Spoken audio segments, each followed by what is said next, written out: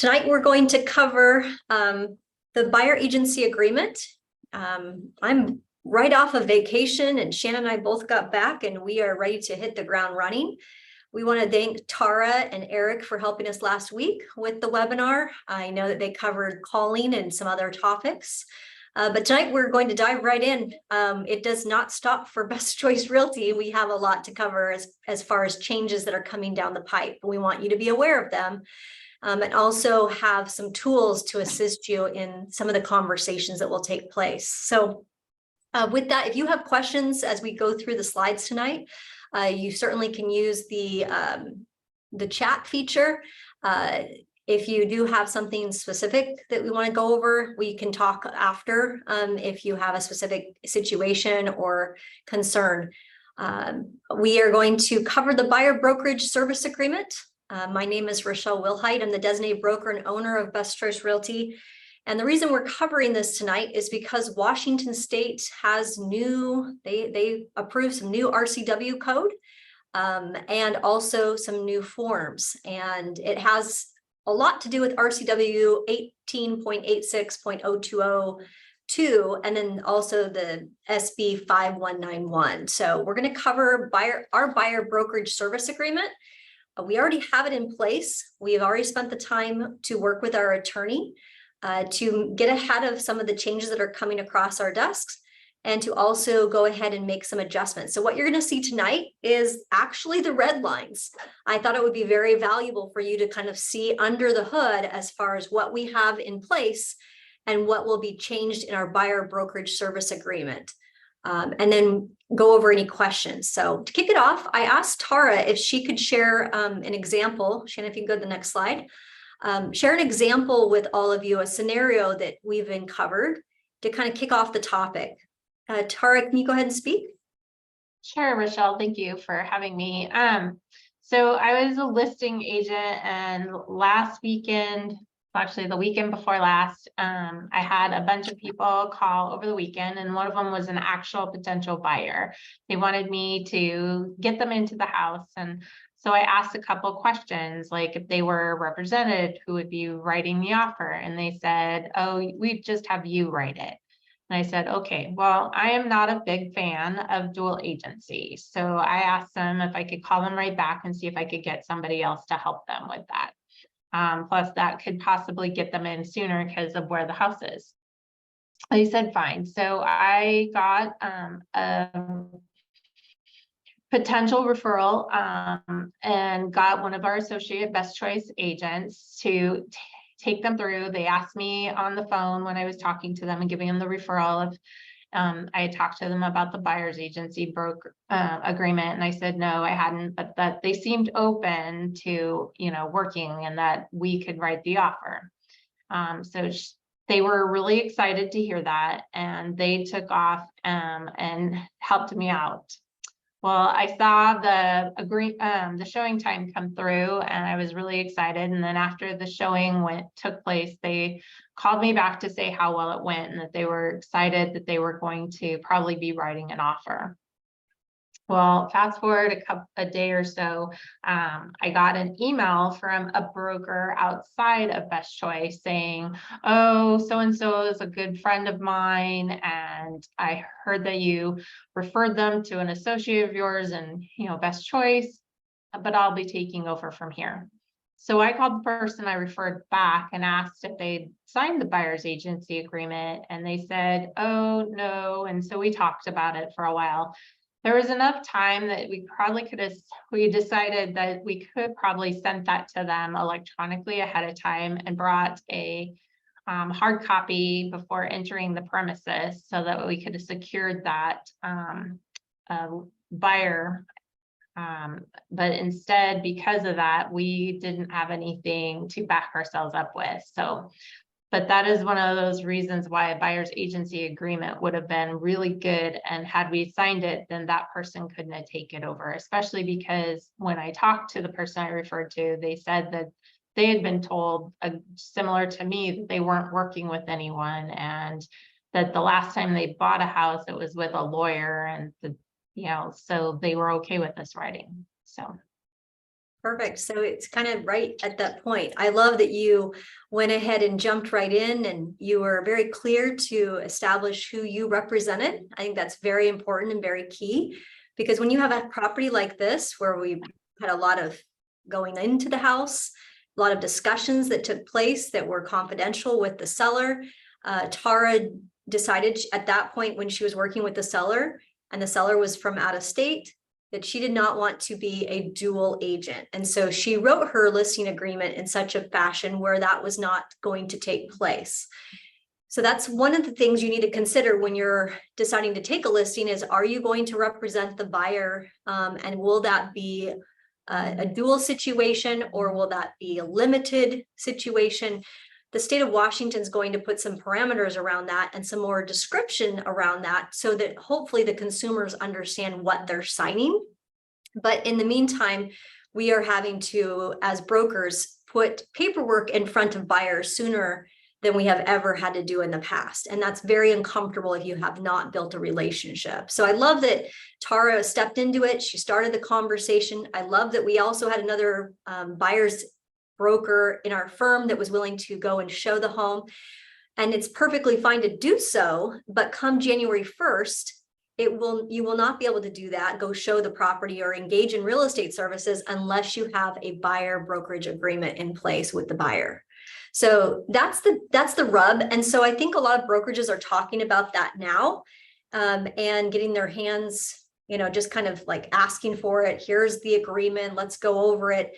So we've spent some time. Let's go to the next slide, Shannon. I'm going to show you the red lines. But before I do that, we have always had a buyer consultation package. And so what Tara, she probably did a listing presentation. I know she did, because I was sat there while she did the listing presentation.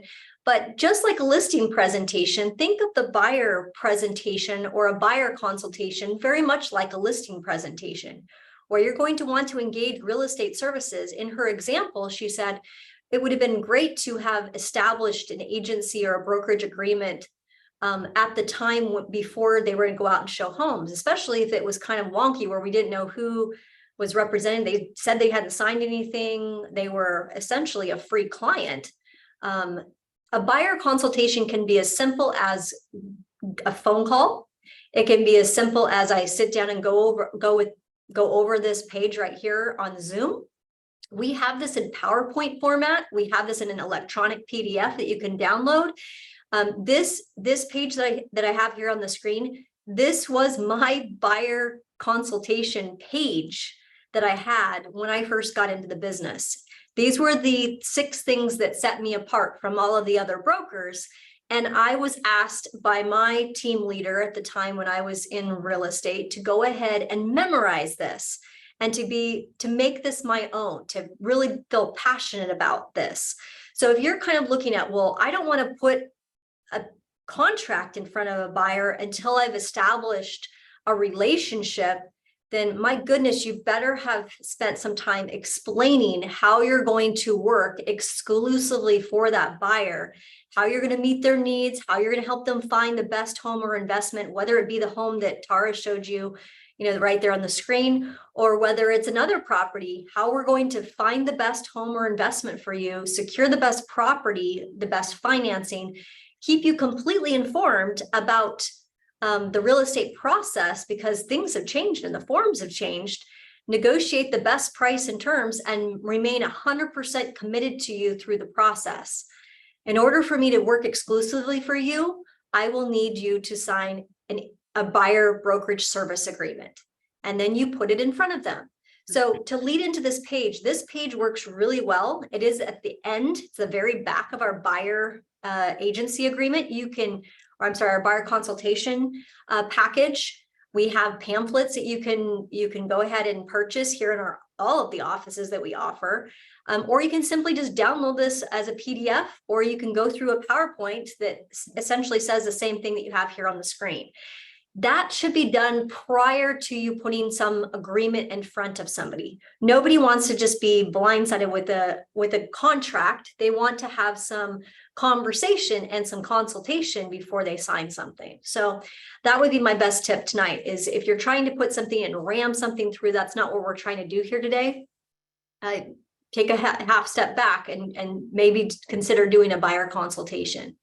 And that will set you apart from some of those other brokers who are just out there thinking they're going to be able to just have those relationships when their neighbor, who they work with, in your case, Tara, this friend of a friend, they probably wouldn't have got the deal because our broker would have put pen to paper and gone through a consultation and had them sign something.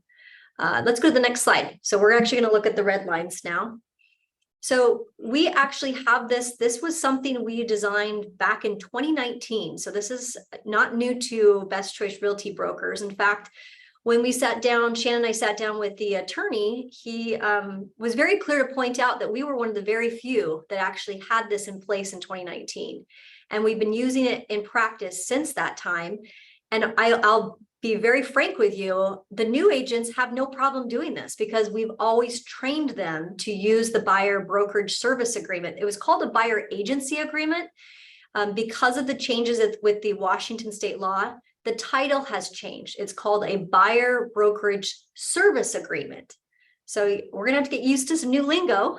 That's a change that will take place on the title of this. But the way it's formed, it's 41A, and this is these are the things that we're going to have. This has not changed. The red lines are that it's going to have a checkbox. So it will either say we are doing a non-exclusive or an exclusive. And if neither box is checked, we're going to default with the exclusive. So it will be a fill in the blank type of situation where you do have to check the box, and if not, and there is a 60-day provision that has to be added because the RCW, because the statute changed. We had ours as a term where you put in the date. Unfortunately, we have to go with the default of 60 days at a minimum, is what the state law says.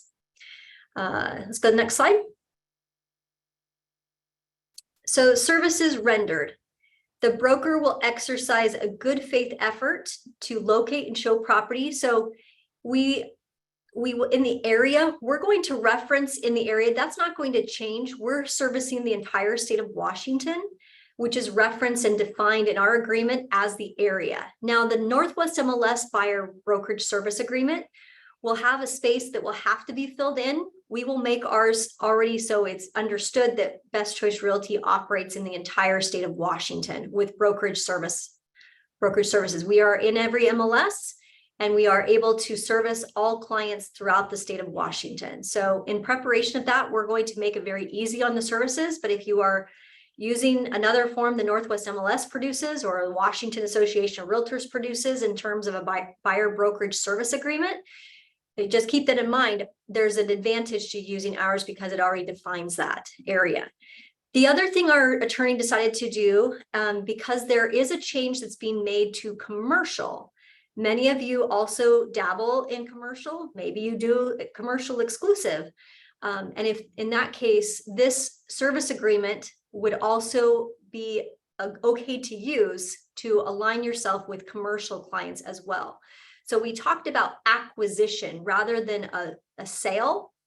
So a lot of the terminology changed so that it could be the acquisition of real property rather than the purchase, or a commercial lease is also listed here. So we're allowed to use that.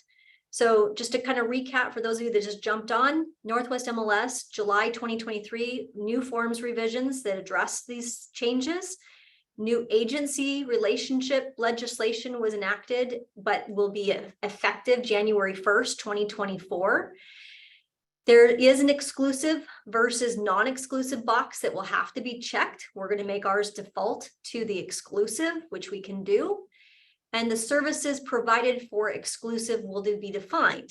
It also allows for us to not show property if we're not being paid. We're paid zero. And then there's a 60 days default. Sorry for my typo there. It was a very quick day.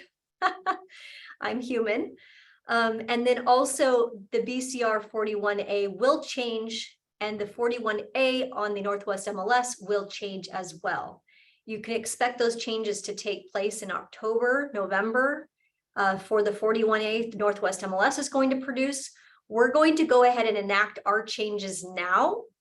So we will have it available for you to download on the downloads Most likely in the next week or two, we will have that available for download. And then we will also place it in the Documents tab in Transaction Desk. And I'll explain why in a second, because we're going to kind of work on the forms and merge some of these things together. So it'll make sense in a minute. Let's go to the next. So before I go into a few more red lines, dual agency is something that I'm still working on with the attorney. But since Tara kind of brought it up, the new agency legislation introduces a term called limited dual agency, which requires a disclosure for that type of purpose. So you can expect that the law of agency pamphlet is also going to have some additional explanation about what a limited dual agency would be.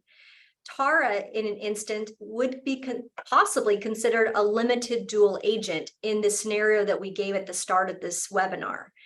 And that will require disclosure for that type of purpose. And so since the term is not effective until January 1st, on the red lines on the buyer brokerage service agreement that we're looking at today, and that we will start to use throughout the rest of this year, we will need to have another revision done to address that terminology change.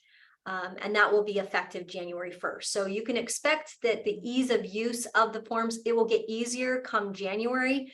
But if you want to start using the new verbiage and the new form today, the next week, the next month, and next few months, and introducing this into your business planning with your buyers, I would highly recommend doing it. We are seeing a lot of people having conversation around this, and we'll make it easier as we go forward. Under the new statute, the commercial, you also, if you're doing commercial, you're also going to be required to have a commercial disclosure.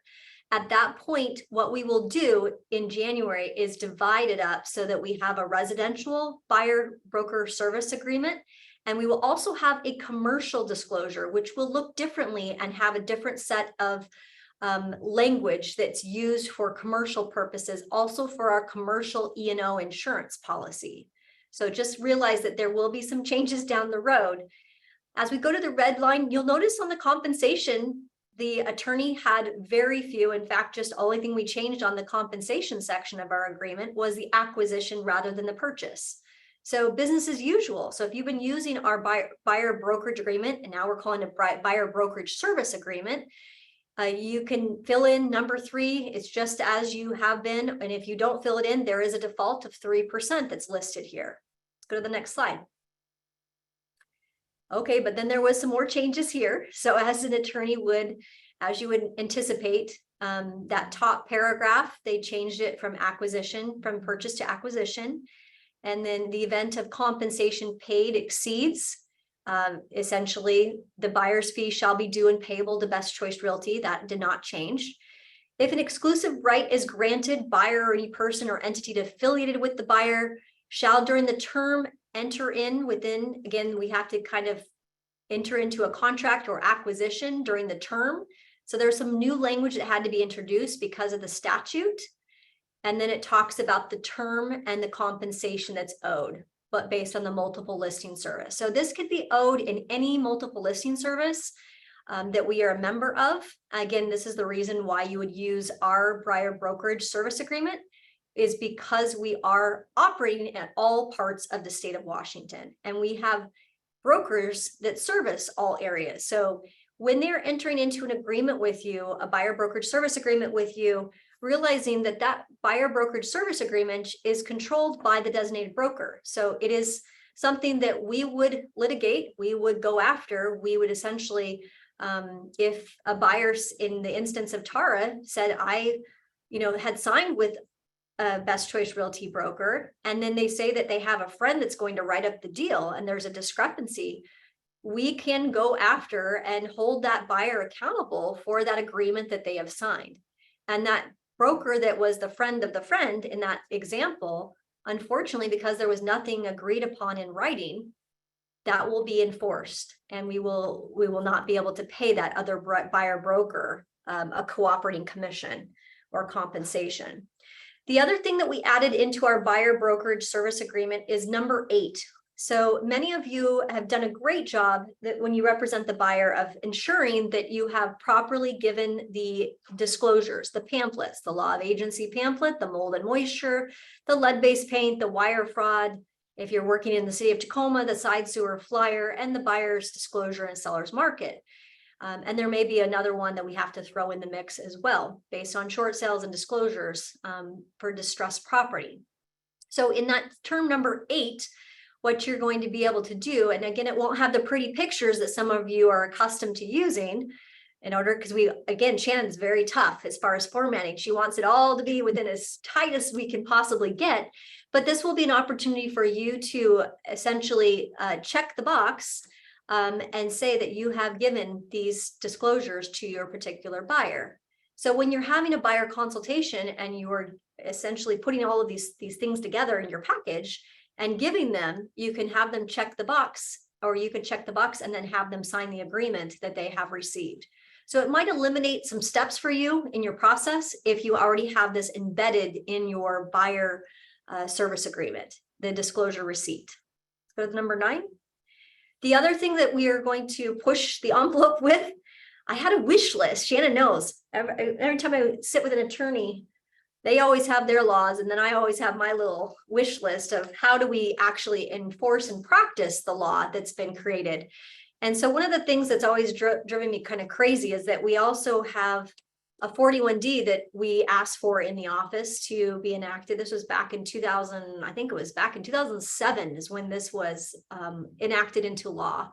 And so it's something that the auditor looks for. And if you're representing a buyer and you assist them in hiring an inspector who doesn't have the same kind of responsibilities that we have as real estate brokers, that we have a duty to disclose the nature of our relationship. So we've taken the 41D language and essentially embedded it into our buyer broker service agreement here so that you can quickly fill this in. And then you don't have to worry about doing a 41D down the road. It's already put into the agreement. So I've had several people that goes, oh my gosh, Rochelle, this would be amazing to have that already put into the agreement. So we went ahead and did that. And the attorney was like, wow, very progressive, very proactive, and was very much on board with this idea of consultative approach when sitting down with the buyer, going over the buyer, what am I signing here? Here are the things that I assist you with. Not only do I help you with securing financing and securing an inspector and working with vendors, but also helping you with the forms and the contracts that are going to be put in front of you. So all I need is your okay, Tara. As a buyer, I just need your okay to go ahead and allow me to represent you for all of the things that we've described up above. And there's 14 items that we went through. And you can go through it very quickly with a buyer. The last page here, you'll notice not many changes were made, just a few just kind of, I would say, clerical things. Attorney's fees would include arbitration. We went ahead and slipped that in for the legal part because we want that to be very clear about arbitration. Other than that, there's a place for you to sign. Some people have asked me, do I sign that? Or do you, Rochelle, sign that as the designated broker? I have allowed you to act on my license. And so you as the authorized agent or authorized broker is allowed to sign on the right side. And then the buyer would sign on the left side. And that makes it a binding agreement. Once they have a copy of what they've signed, please don't forget to get the buyer a copy of what they've signed. So in practice, if you had printed this and you'd filled it out and hand filled it in, because that's probably the easiest at this point to do, and you're meeting with the buyer maybe for the first time and you're having a consultative approach before, maybe you're having coffee before you go out and show some properties to them. Have that printed, have them pen to paper, have them sign it, and then just make a picture or scan it when you get back to your home office and just thank them for the opportunity to work with them and make sure they have a copy of that for their records. You can send that to support@bestchoicerealtywa.com. We will store that for you. And that will also be attached to your file once we get the file in place where they found a home or a property purchase. That is the name of the game, is trying to get buyers agents to step into it and have consultations and get pen put to paper and get your buyers electronic signatures done, totally fine. In fact, we'll make this as easy as possible from an electronic standpoint. But in the meantime, I don't think there's anything wrong with what we've got right now. In practice, we are above the fold, as we would say in marketing. We are definitely ahead of our peers and colleagues out there as far as the amount of buyer brokerage service agreements that we already have in place. It was fascinating to kind of run the numbers with our staff and find out we're actually not doing too bad. We stepped into our attorney meeting, Shannon and I, very, very confident of what we wanted and what we wanted to accomplish. It's the fear that some of you have, and we will deal with that as we move forward. If you are like, I'm dealing with this particular client or that particular client, or they were refused to sign because of this or that, let's have those conversations before January rather than waiting until January. And then we will be a step ahead of our competition. Rochelle? Open up for questions. Yeah, go ahead. Yeah, this is Kathy. Penny, what was the reason that the state felt like they had to pass this new law? It's because of the transparency that they stepped into it with transparency of publishing compensation, changing the language from commission to compensation, and then allowing the consumers to basically lead the way when it came to the law. So this is kind of putting a bow on it. This is something, honestly, they should have done back in the 90s. But it's like we're building the forms and also now closing all those loopholes that are kind of out there right now. Part of it too, Kathy, that they had is the law of agency pamphlets. If you were to line them up with what other states are doing across the nation, Washington's were ranking very, very low. And Yes. So really what that means is that the consumers were not reading it, they weren't receiving it, they didn't understand it, they didn't comprehend it. And so the way that this law is intending, it's going to be a lot more clear, and it's going to be a very, very more apparent who you're working with as a buyer. So it's like less wishy-washy stuff going on in Washington, which I think is a really good thing. Okay, thank you. Yeah. Great question. And I would say that it's just following, some of the language and the terminology is changing. I actually thought this might get stuck in the commercial, but they did provide some, just like they did with Form 17, how we have a Form 17 commercial and we have it also a unimproved and improved. It's kind of that same philosophy down there in Washington. They're actually working towards having a separate agreement for the commercial, which I think is a good thing. That it provides more clarity about who represents who. Yeah, and in terms of use, our adoption with Best Choice is already very, very high for buyer agency agreement. But it's putting it down to a consultation. Going back to Rochelle's original slide that she had, where it's like, let's sit down with that buyer. If you've got someone that wants to go tour homes, use our office. Like, oh, let's meet at the office first, and then we can go tour that house, and then look at other properties I found for you.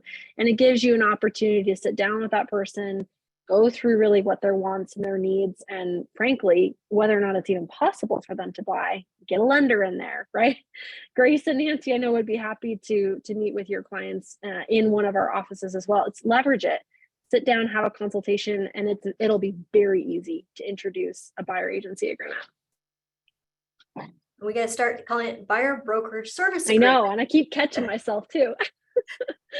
I've got to work with my staff, but yes. Any other questions that I can answer for you on the fly? So right now it is available in Transaction Desk, the old version, and in the old version is not as, you can continue to use that one until we get, but if you are like wanting to tighten up some of your processes, I'm certainly happy to get this new version off to you. It'll just be another week before we get the red lines accepted by the attorney. And then we'll have it available for download on our download on bestchoicerealtyhomes.com. Yeah, it takes some time, you guys, to get things published and approved on express forms. So I suppose be patient with us there, but we should at least have a copy that you can use if you needed to print something out. The MLS will be to come. Takes time. Has to get approved by not only our attorneys, but then also the Northwest MLS's attorneys as well. So stay tuned for that. All right. Thanks, you guys, for the time. It was 6 o'clock straight up. If you have any questions, you know how to reach us. You can call me, call Shannon, call Candace. Support line. Tara does a fabulous job of getting to the support. And I think we're we're off to the races. We're having a great week. So keep up the good work out there. Looking forward to seeing more deals.